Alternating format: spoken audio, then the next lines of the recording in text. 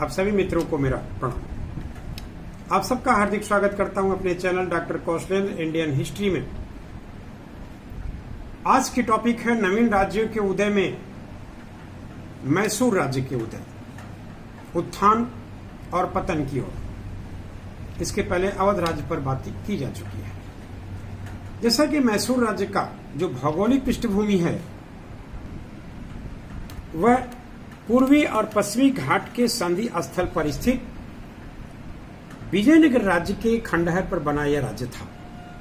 जब 1565 में तालीकोटा युद्ध हुआ, जिसमें विजयनगर की पूरी तरह पतन हो गया तालीकोटा युद्ध के बाद, तो उसके अवशेष पर कई राज्यों का अभ्युदय हुआ। उन्हीं में से मैसूर राज्य भी एक राज्य था। यहाँ पर वोडेयार वंश का शासन था। इस वंश के जो अंतिम शासक थे उनका नाम चिक्का कृष्णराज द्वितीय था। जी हाँ, चिक्का कृष्णराज द्वितीय अंतिम शासक थे और इस समय वास्तविक सत्ता देवराज और नंदराज के हाथों में थी। बात है 1731-32 के। इस दौरान दोनों भाइयों यानी कि देवराज और नंदराज ने सत्ता हथिया ली। राजा चिक्का कृष्ण द्वितीय उनके हाथों की कठपुतली शासक बन के रह गए। 1749 के आते आते नंदराज जो मैसूर राज्य में राजस्व और वित्त नियंत्रक था, हैदर अली को सैनिक सेवा शुरू करने का अवसर दिया। यानी कि 1749 के बाद से ही हैदर अली का नाम प्रशासन में मैसूर में आने लगा। यह हैदर अली फतेह मुहम्मद का पुत्र था, जो 1721 में बूढ़ी कोट में, जो कोलार जिले में पड़ता है, वहां पैदा हुआ था। इसने अपना सैनिक जीवन मैसूर राज्य में एक साधारण सेना के रूप में शुरू किया था और धीरे धीरे अवसर का लाभ उठाते हुए अंग्रेजों में जैसे क्लाइव ने उठाया था, वैसे हैदर अली ने लाभ उठाते उठाते एक बहुत ऊंचे पद, अंततः मैसूर के राजा बनने तक पहुंच गया था। हैदर अली 1755 में फ्रांसीसी विशेषज्ञों की मदद से ही डिंडीगल, स्थान का नाम है डिंडीगल में एक आधुनिक शस्त्रागार स्थापित किया था।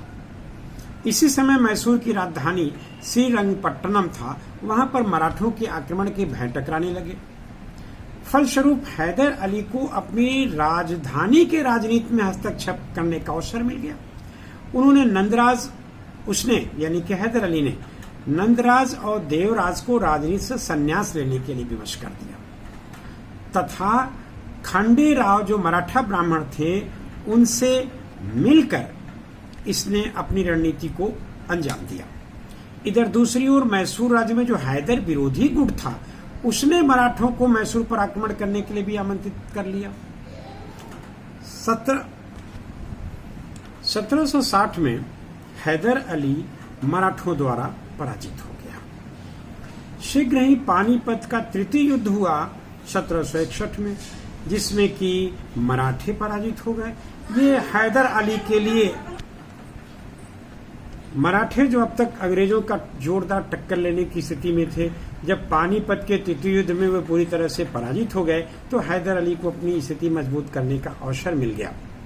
1761 में पानीपत के तृतीय युद्ध में मराठों के पराजय के बाद 1766 में आकर के स्वयं मैसूर का राजा बन गया हैदर अली, और यहीं से मैसूर का वास्तविक आंग्ल मैसूर युद्ध की शुरुआत होती है। और हम कहते हैं प्रथम आंग्ल मैसूर युद्ध जो 1767 से 1769 के 2 वर्षों में हुआ, उस समय मैसूर का राजा हैदर अली बन चुका था।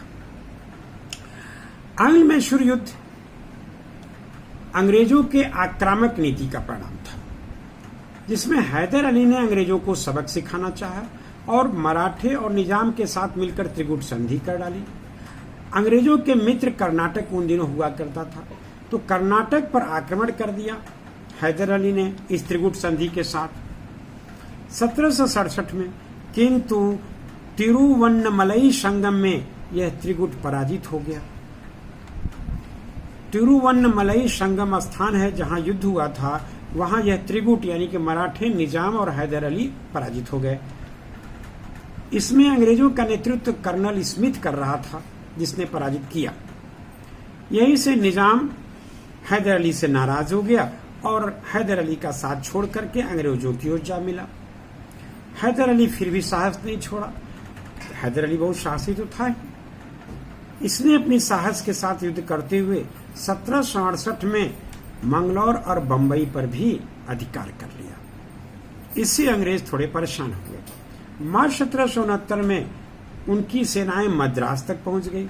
अंततः विवश होकर अंग्रेजों ने हैदर अली से संधि का प्रस्ताव रखा। इस प्रकार 4 अप्रैल 1769 को दोनों पक्षों में यानी अंग्रेज और हैदर अली के बीच मद्रास की संधि संपन्न हुई और ये मद्रास की संधि संपन्न होते ही प्रथम आंग्ल मैसूर युद्ध समाप्त हो गया। इसमें दोनों एक दूसरे के जीते हुए भूभाग को वापस कर दिए, यानी कि प्रथम आंग्ल मैसूर युद्ध बिना किसी निर्णय के समाप्त हो गया मद्रास संधि के साथ। यहीं पर द्वितीय आंग्ल मैसूर युद्ध का उल्लेख हम अपने अगले अंक में करेंगे। तब तक धन्यवाद। जय हिंद, जय भारत, नमस्कार।